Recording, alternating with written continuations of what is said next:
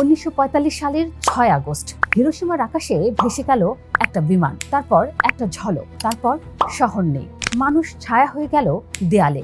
সেই ধ্বংস থেকে জন্ম নিয়েছিল একটা অলিখিত নিয়ম, আর না, পারমাণবিক অস্ত্র ব্যবহার করা যাবে না। 80 বছর ধরে সেই নিয়ম টিকে আছে, কিন্তু এখন 2026 সালে অপারেশন এপিক ফিউরির পরও ইরানকে দমানো যাচ্ছে না। হরমুজ বন্ধ হয়ে গেছে, তেলের দাম আকাশ ছুঁয়েছে, আর ওয়াশিংটনে কানাঘুষা চলছে। কনভেনশনাল অস্ত্র যদি নাই পারে, তাহলে কি পারমাণবিক বোমাই শেষ উপায়?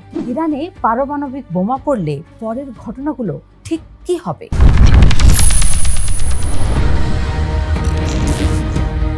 Centre for Strategic and International স্টাডিজের হিসাব বলছে, ইরানে পারমাণবিক হামলা হলে শুধু ইরানেই মৃতের সংখ্যা হতে পারে 1,60,00,000 থেকে 2 কোটি, শুধু হামলার প্রথম মুহূর্তেই। তেহরান, ইস্পাহান, তাবরিজ, ঘনবসতির এই শহরগুলোতে বোমা পড়লে বিস্ফোরণের তাপ, বিস্ফোরণের ঢেউ আর তাৎক্ষণিক বিকিরণ মিলিয়ে কয়েক সেকেন্ডের মধ্যে লাখো মানুষ শেষ। হাসপাতাল নেই, ডাক্তার নেই, রাস্তা নেই।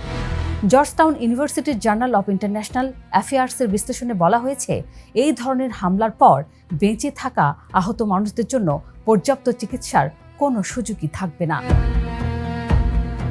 তেহরান গবেষণা চুল্লিতে বোমা পড়লে আয়োডিন 131 আর সিজিয়াম 137 ছড়িয়ে পড়বে, আর বুশেহর পারমাণবিক বিদ্যুৎ কেন্দ্রে সরাসরি আঘাত হলে IAEA প্রধান রাফায়েল গ্রসি নিজেই বলেছেন, সেখানে আছে হাজার হাজার কিলোগ্রাম পারমাণবিক উপাদান। ধ্বংস হলে কয়েকশো কিলোমিটার জুড়ে তেজস্ক্রিয়তা ছড়াবে। কুয়েত, কাতার, সংযুক্ত আরব আমিরাত, এই দেশগুলোর মানুষদের ঘর ছাড়তে হতে পারে। কাতারের পুরো LNG রপ্তানি অবকাঠামো যা মেরামত করতেই 5 বছর লাগবে বলে বলা হচ্ছে। কনভেনশনাল যুদ্ধের ক্ষতিতেই সেটাও যাবে। অনেকেই ভাবেন পারমাণবিক হামলা মানেই শেষ।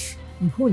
ইরানের সামরিক কাঠামো শুধু তেহরানে না, দশকের পর দশক ধরে ইরান তার প্রতিক্রিয়া শক্তি ছড়িয়ে রেখেছে পুরো অঞ্চল জুড়ে। হিজবুল্লাহ যদিও এই কনভেনশনাল যুদ্ধে দুর্বল হয়েছে, তারপরও লেবাননে হাজার হাজার ক্ষেপণাস্ত্র মজুদ আছে। ইরাক সিরিয়ার সিয়া মিলিশিয়া, ইয়েমেনে হুথি, মধ্যপ্রাচ্য জুড়ে ইরানের যে প্রক্সি নেটওয়ার্ক, সেটা কেন্দ্রীয় কমান্ড ছাড়াই চলতে পারে। এই কনভেনশনাল যুদ্ধেই ইরান মার্চের শুরুতে হরমুজ বন্ধ করে দিয়েছিল, এখন আরও স্থবির হরমুজ। পারমাণবিক হামলার পর বেঁচে থাকা যে কোনো ইরানি কমান্ডার বা ইরানের সঙ্গী যে কোনো বাহিনী হরমুজে মাইন বিছিয়ে দিতে পারে। সস্তা ড্রোন, সি মাইন দিয়ে দুনিয়ার সবচেয়ে গুরুত্বপূর্ণ জলপথ বন্ধ করা যায়। এটা এই যুদ্ধে ইরান প্রমাণ করে দিয়েছে ইতিমধ্যে। ফলে পারমাণবিক হামলার পরেও ইসরায়েল বা আমেরিকা ভাবতে পারবে না যে সব শেষ হয়ে গেছে। কনভেনশনাল হামলাতেই রাশিয়ার পররাষ্ট্রমন্ত্রী সের্গেই ল্যাভরভ বলেছিলেন, এই বেপরোয়া আগ্রাসন গোটা অঞ্চলকে মানবিক ও তেজস্ক্রিয় বিপর্যয়ের দিকে ঠেলছে। ভ্লাদিমির পুতিন সরাসরি বলেছেন, ইরানের ওপর হামলা সম্পূর্ণ অন্যায্য, কোনো যুক্তি নেই। চীনের পররাষ্ট্রমন্ত্রী ওয়াং ই বলেছেন, এটা বিশ্বকে ভুল সংকেত দিচ্ছে।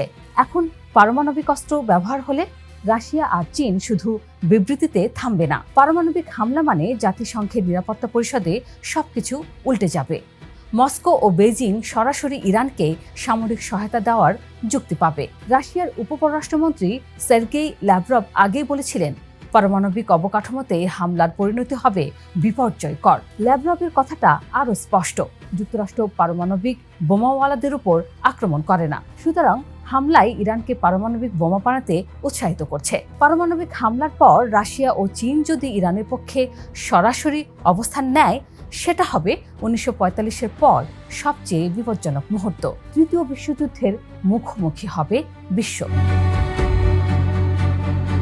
কনভেনশনাল হামলার পরেই ইরানের পার্লামেন্ট পারমাণবিক অস্ত্র বিস্তার রোধ চুক্তি থেকে বেরিয়ে যাওয়ার বিল এনেছিল। চ্যাথাম হাউসের বিশ্লেষণ বলছে, ইরানের নতুন সর্বোচ্চ নেতা মোস্তফা খামেনি তার বাবার চেয়ে অনেক বেশি কট্টর, আর তিনি পারমাণবিক বোমা বানানোর পক্ষে থাকা সামরিক কর্মকর্তাদের থামাননি। হামলার পরিণতিতে ইরান যদি NPT ছাড়ে, তাহলে অস্ত্র নিয়ন্ত্রণ চুক্তি ভেঙে পড়বে, আর পারমাণবিক হামলা হলে এই ডমিনো আরও দ্রুত পড়বে। সৌদি আরবের যুবরাজ মোহাম্মদ বিন সালমান আগেই বলেছেন, ইরান পারমাণবিক বোমা বানালে সৌদি আরবও বানাবে। তুরস্ক, মিশর, সংযুক্ত আরব আমিরাত সবাই হিসাব করছে।